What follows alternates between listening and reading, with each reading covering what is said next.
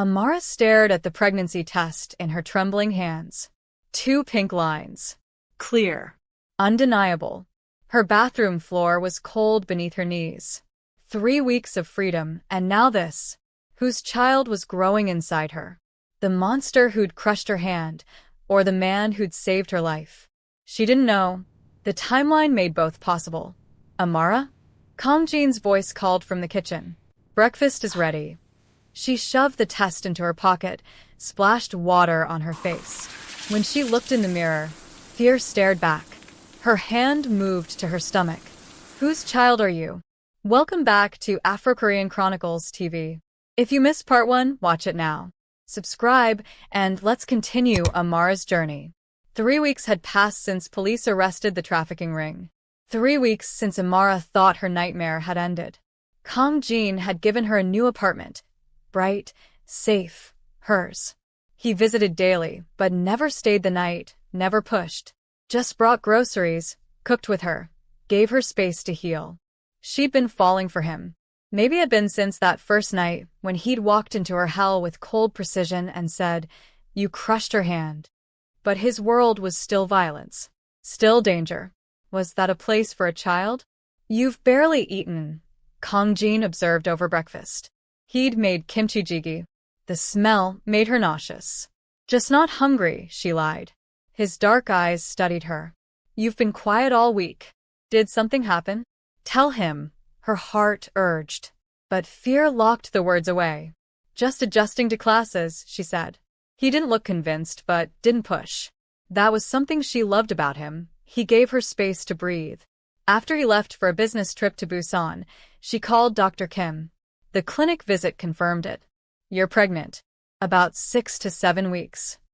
Amara's world tilted. 6 to 7 weeks meant it could be either man's child. What do you want to do? Dr. Kim asked gently. I don't know, Amara whispered. If it's his, but if it's Kang Jin's, she couldn't finish either sentence. Dr. Kim gave her prenatal vitamins and a follow-up appointment. Whatever you decide, make sure it's your choice.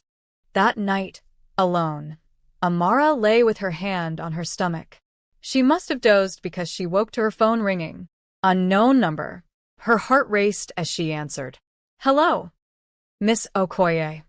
A man's voice, Middle Eastern accent. We've been looking for you. Ice flooded her veins. Who is this? Someone who lost 20 million won because of you. Plus the cost of rebuilding our network across 3 countries. You owe us a debt. Her hand moved protectively to her stomach. I don't owe you anything. Oh, but you do. We always collect. A pause. Ask yourself, how did we get this number? How do we know where you live? Where you go to school? Terror crawled up her spine. What do you want? We'll be in touch.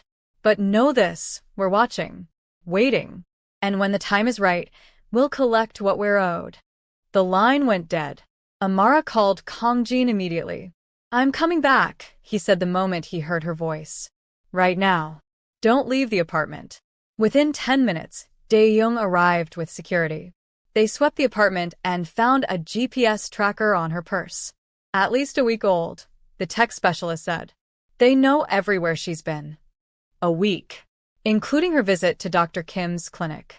Amara ran to the bathroom and vomited. When Kang Jin arrived hours later, he found her on the bathroom floor, eyes red from crying.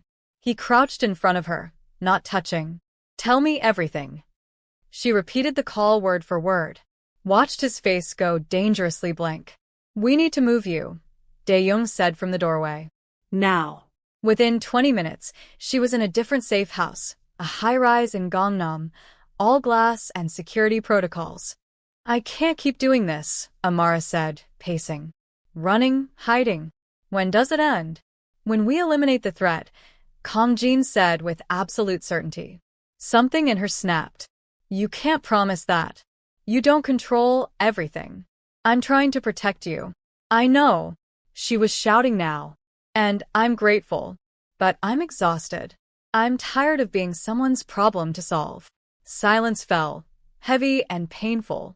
Is that what you think you are to me? His voice was barely audible. A problem? Her anger crumbled. I don't know what I am to you anymore. She collapsed onto the couch, crying. He sat beside her, close but not touching. After a long silence, he said gently, "Tell me, whatever you're carrying alone. Just tell me." She took a shaky breath. "I'm pregnant." Shock flooded his face, then something soft and wondering. "Pregnant. I don't know if it's yours." The words rushed out. It could be his. Yes. The timeline, I can't be sure. Silence stretched. She couldn't look at him, couldn't bear to see rejection. "Okay," he said finally. She looked up. "Okay? That's it. What do you want me to say? That I won't help if it's not mine?" He took her hand carefully. "I care about you. Whatever you're carrying, you're still you. And that's who I'm choosing." She broke completely. He pulled her into his arms, held her while she sobbed. "We'll figure this out," he murmured. "Together." Later that evening, Attorney Park arrived with files spread across the table. "These are the men who called you," Park said, showing photographs. Expensive suits, diplomatic credentials. The Al-Rashid brothers. Dubai-based, currently in Seoul as cultural attaches. "Diplomatic immunity," Kong Jin said flatly. Park nodded. "They run the largest trafficking network in the Middle East.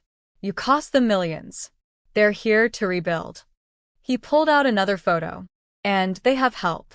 A Korean politician shaking hands with the Al-Rashids. "Minister Cho," Kong Jin said, voice deadly. "Connected to the president. Untouchable." Amara's phone buzzed. Unknown number. New message. She opened it and screamed. Her mother. Blindfolded.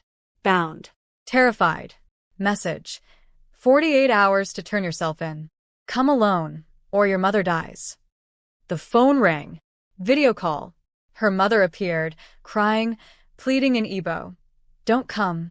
Let me die. Save yourself." A man's voice. 48 hours. Come alone or we kill her slowly. Then we find your brother. Then everyone you love. The screen went black. Amara collapsed. "They have my mother." She tried to stand. "I have to go. I have to." "No," Kong Jin held her. "It's a trap." "I don't care. That's my mother. If you go, they'll kill you both. Then what do I do?"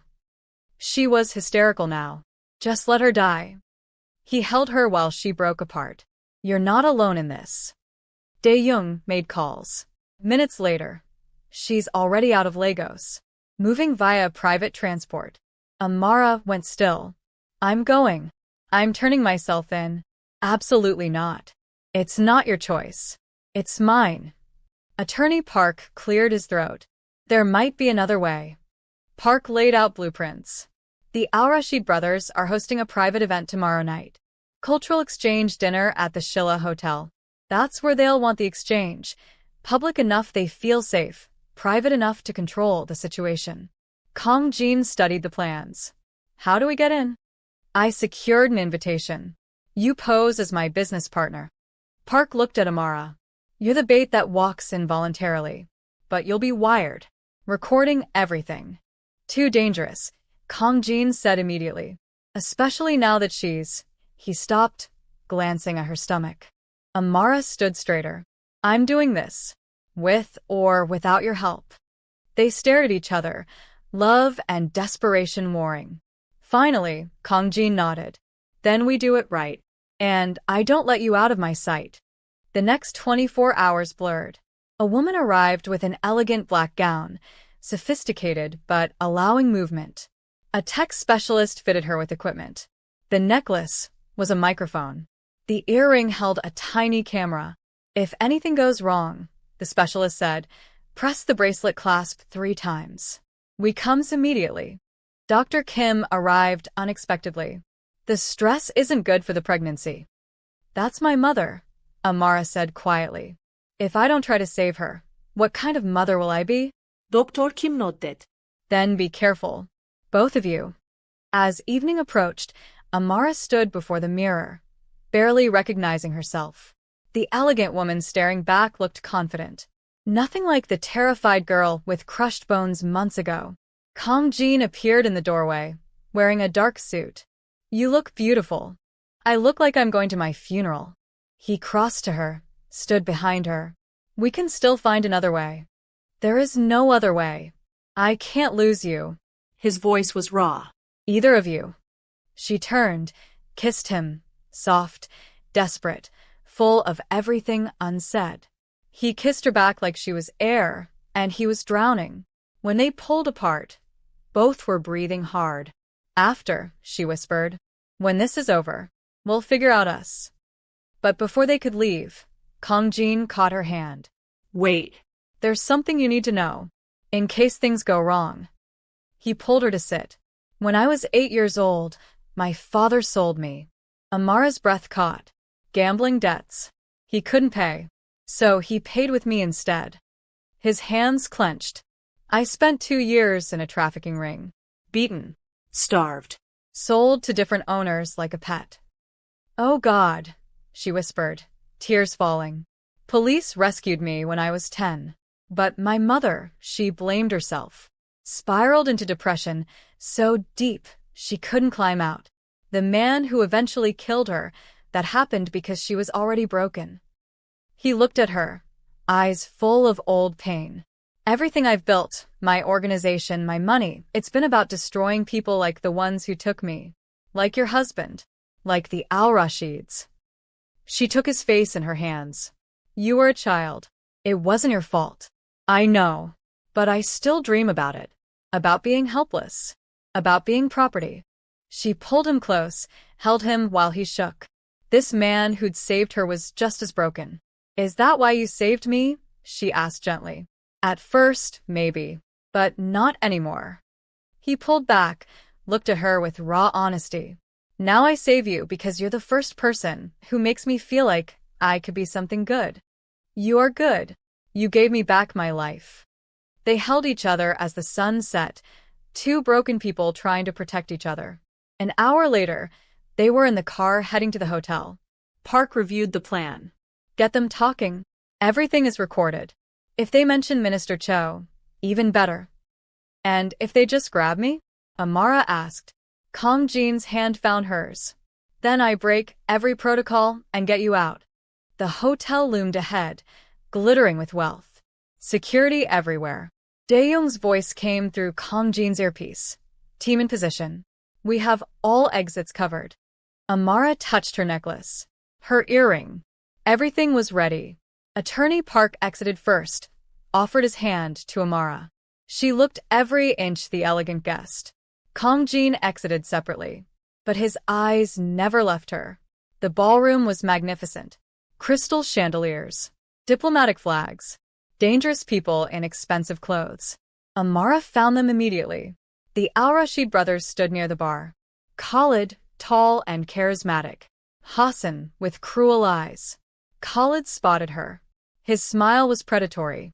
He crossed the room. Miss Okoye, how brave of you to come. Amara stood tall. You have my mother. I'm here to negotiate. Negotiate. He laughed. There's nothing to negotiate. You cost us a fortune. Now you pay. With your freedom. Your life. However we decide. And my mother? That depends on your cooperation. He gestured toward a corridor. Shall we discuss terms privately? Every instinct screamed run. But she thought of her mother's face, the child inside her, Kong Jin watching. Lead the way, she said.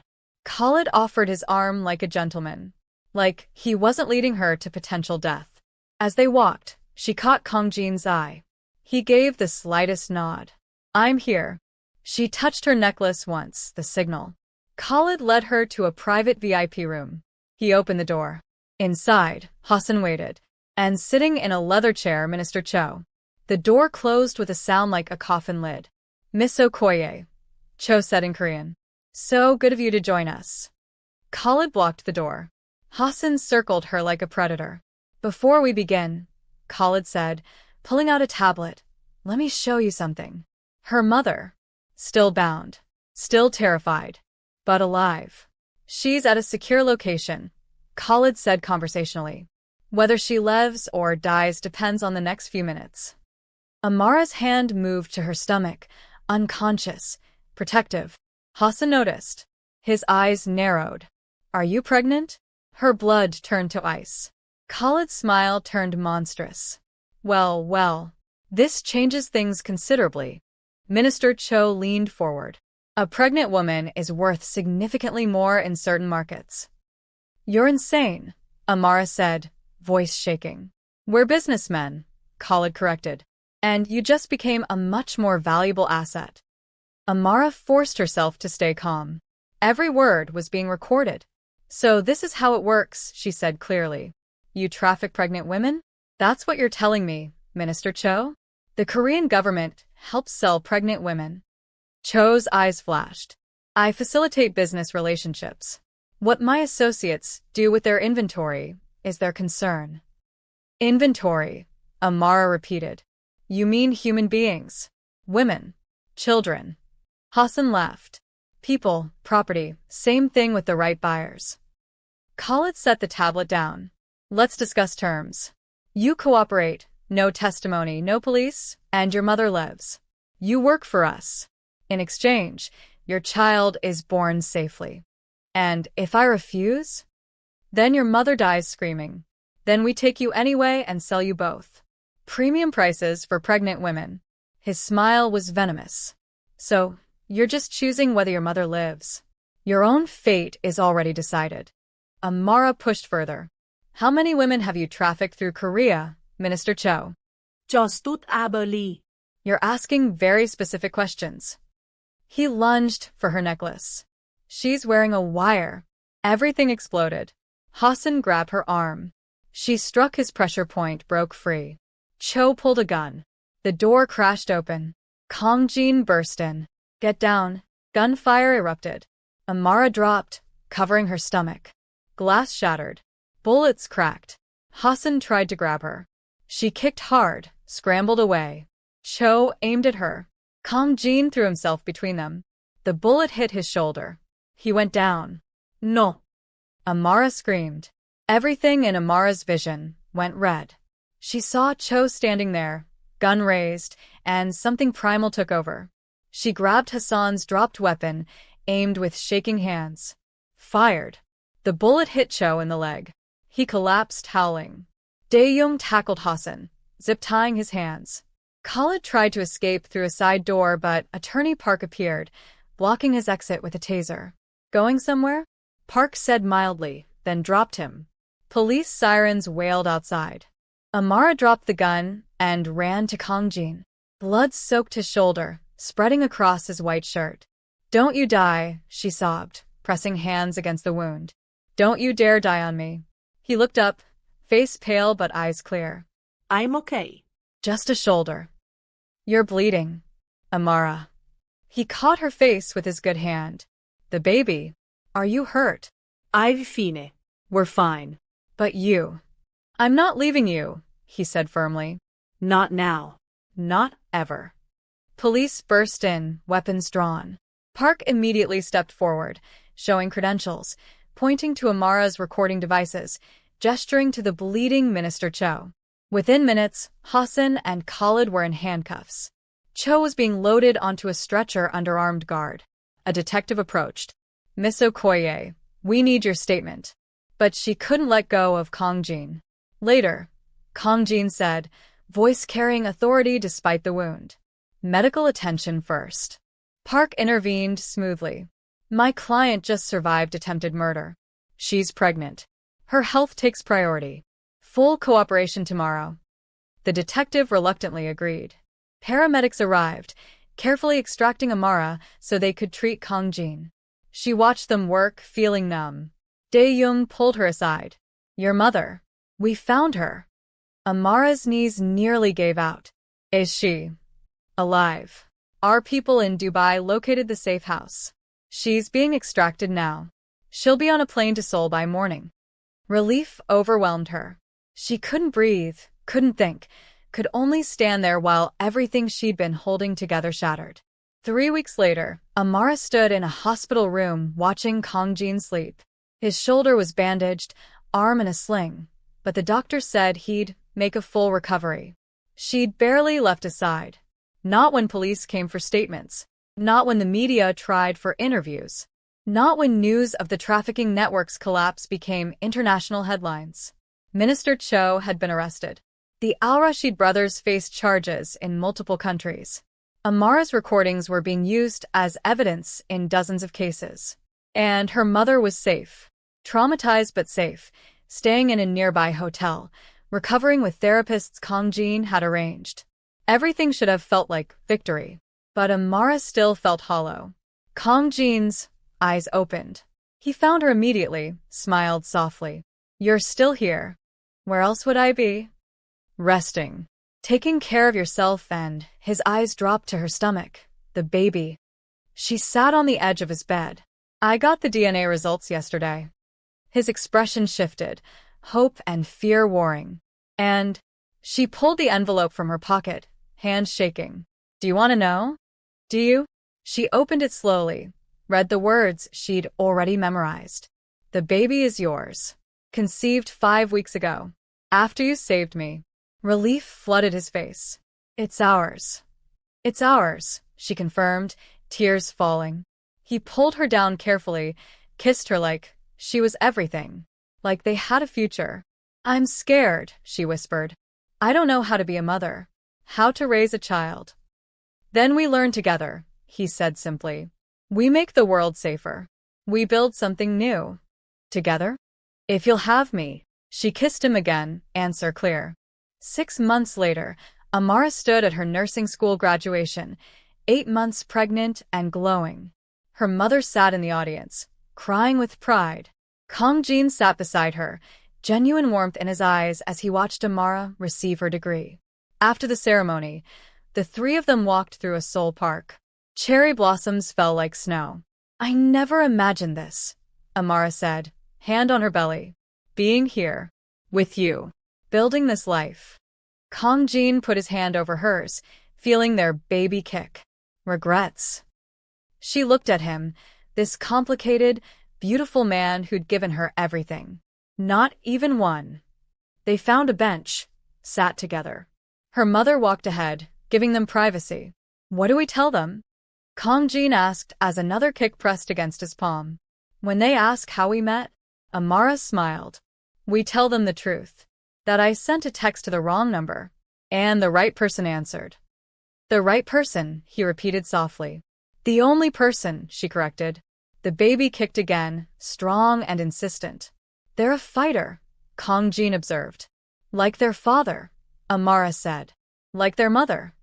Her mother returned, sitting beside them. 3 generations connected by survival and love. I'm so proud of you. NWAM, her mother said in Igbo. Amara took her mother's hand, held Kang Jin's with the other. I know, Mama. 3 weeks later, at 2 in the morning, Amara woke to sharp pain. Kang Jin, she gasped. It's time. He was awake instantly, moving with controlled efficiency. Called Dr. Kim, woke her mother, grabbed the hospital bag. The drive was a blur of contractions and Kang Jin's steady voice talking her through each wave. You're so strong, he kept saying. Just breathe. I'm right here. 14 hours later, after more pain than she thought possible, after squeezing Kang Jin's hand until he winced. A cry split the air. It's a girl, Dr. Kim announced, holding up a tiny, perfect baby. Amara sobbed as they placed her daughter on her chest. The baby stopped crying, blinking up at her with dark, curious eyes. Amara whispered. We've been waiting for you. Kang Jin stood frozen, staring at his daughter with absolute awe. When Dr. Kim asked if he wanted to cut the cord, his hands shook so badly he could barely hold the scissors. Later, cleaned and wrapped in a blanket, the baby rested in Amara's arms while Kang Jin sat beside her, unable to stop touching tiny fingers, soft hair. She's perfect, he breathed. What should we name her? They discussed names for months, but never decided. Now, looking at their daughter, the answer felt obvious. Grace, Amara said softly. For the pastor's wife who welcomed me. And Hope. For what she represents. Grace Hope Okoye-seo. Kang Jin tested the name. Perfect. Her mother, who'd been waiting outside, was finally allowed in. She took one look at her granddaughter and broke down completely. Oh, NWAM, she whispered, touching the baby's cheek with trembling fingers. She's beautiful. So beautiful. Grace yawned, a tiny sound that made all three adults laugh through their tears. She has your nose, Kong Jin observed. And your stubborn chin, Amara countered. May she have both your strength, her mother said, and none of your pain. As the sun rose over Seoul, painting the hospital room in golden light, Amara looked at the people surrounding her. Her mother, who'd survived her own nightmare. Kong Jin, transformed from a man built on revenge into a father holding his daughter with infinite tenderness. And Grace, this tiny, perfect person who represented everything good that had come from something terrible. The first days home were a blur of sleepless nights and learning. Grace was demanding, crying at odd hours, needing constant attention. But every time Amara felt overwhelmed, Kong Jin was there, changing diapers with fumbling hands, walking the floor at 3 a.m., singing soft Korean lullabies, his deep voice surprisingly gentle. I never thought I'd see you like this, Amara said one night, watching him rock Grace back to sleep. Like what? Soft.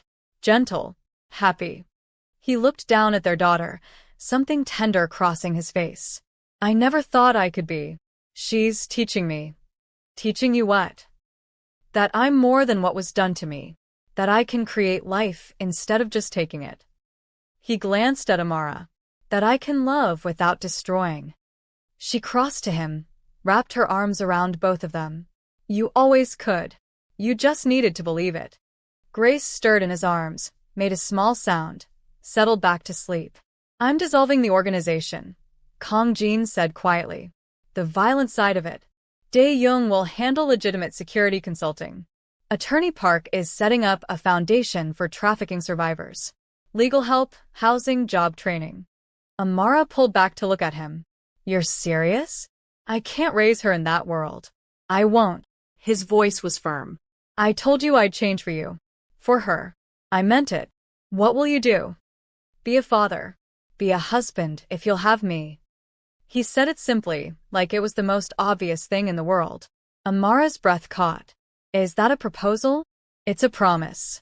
But yes, also a proposal. He shifted Grace carefully to one arm, took Amara's hand with the other. I don't have a ring. I don't have some romantic speech planned. I just know that I want to spend every day of the rest of my life with you. Both of you. If you'll let me. Tears streamed down her face. Yes. Yes, of course yes. He kissed her softly, carefully, mindful of the sleeping baby between them. Grace chose that moment to wake up and cry, loud and demanding. They both laughed through their tears as Kong Jin tried to soothe her. She has opinions already. She's ours, Amara said, taking Grace from him to nurse. Of course, she has opinions. Her mother appeared in the doorway, smiling. I heard crying. And laughing. Everything okay? We're getting married, Amara announced. Her mother's face lit up. She crossed the room, kissed Amara's forehead, then surprisingly, kissed Kong Jin's cheek too. You're a good man. Better than you know. Welcome to the family. Kong Jin looked overwhelmed, like he didn't quite know what to do with such open affection. Thank you. For trusting me with them. You earned that trust, her mother said firmly. You saved my daughter. You saved me. You're giving my granddaughter a good life. That's all a mother can ask for. The months that followed were a blur of firsts. Grace's first smile. Her first laugh. The first time she slept through the night. The wedding was small, just family and close friends. Amara wore a simple white dress, Grace in her arms throughout the ceremony. Kong Jin cried when he said his vows, his voice breaking on the words, to love and protect. They honeymooned at the hammock where he'd first taught her to fight, where she'd first started falling for him. But this time, instead of training and tension, there was peace. They walked through the countryside with Grace in a carrier against Kong Jin's chest, picking wildflowers, talking about the future. I want to work with the foundation, Amara said one evening as they watched the sunset. Help other women who went through what I did. You sure? With Grace, with school. I'm sure. I need to do this. Turn what happened to me into something that helps others. He nodded, understanding. Then we'll make it happen. Whatever you need. Grace babbled from her carrier, reaching for the orange sky. She's going to change the world, Kang Jin said softly. She already has, Amara replied. She changed ours. A year later, Amara stood at a podium addressing a room full of survivors. Grace was with her grandmother in the audience. Kang Jin stood at the back, watching with quiet pride as his wife, spoke about her journey from victim to survivor to advocate. I came to Korea chasing a dream, Amara said, her voice strong and clear. That dream died in violence and fear. But from those ashes, I built something better. Not a fantasy, but a real life. Hard one. Blood-earned. And completely, beautifully mine. She looked at Kang Jin, at her mother holding Grace, at the women in the audience who carried their own scars and stories. We are not defined by what was done to us, she continued. We are defined by what we choose to become, by how we rise, by how we fight, by how we love despite everything that tried to destroy our capacity for it. The room erupted in applause. Grace clapped her tiny hands too, not understanding but feeling the energy. After the event, as they walked to the car, Grace between them holding both their hands, Amara felt something she'd never quite felt before. Complete peace. What are you thinking? Kang Jin asked, noticing her expression. That I'm happy, she said simply. Really, truly happy. He squeezed her hand. Grace squeezed the other, babbling something that sounded almost like words. Me too, he said. Me too. That night, after Grace was asleep, they sat on their apartment balcony overlooking Seoul. The city glittered below them, full of millions of stories, some tragic, some beautiful, most somewhere in between. Do you ever think about that night? Amara asked. When I sent that text. Every day, Kang Jin admitted. Do you ever wonder what would have happened if you hadn't answered? He was quiet for a moment. I try not to, because I can't imagine a world where I didn't find you. I can't either, Amara said softly. Even with everything we went through, all the pain, all the fear, I wouldn't change it, because it led us here.